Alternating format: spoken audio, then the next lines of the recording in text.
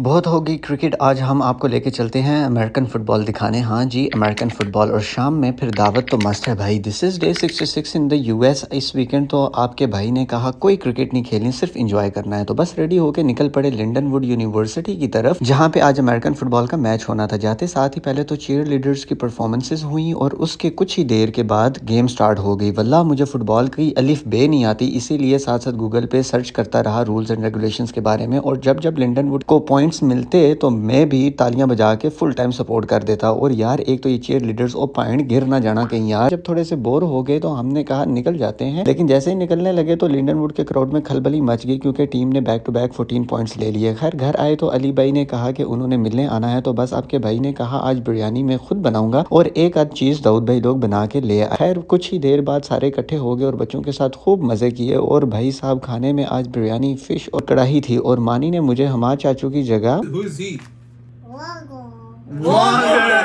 Vlogger चाचू कहना start कर दिया। मानी की बर्थडे भी कर ली जल्दी से। और हाँ एक और बात, खाना खा के तो मुबशर यार मजा ही आ गई। तो बस मिलते हैं इंशाल्लाह नेक्स्ट वीडियो।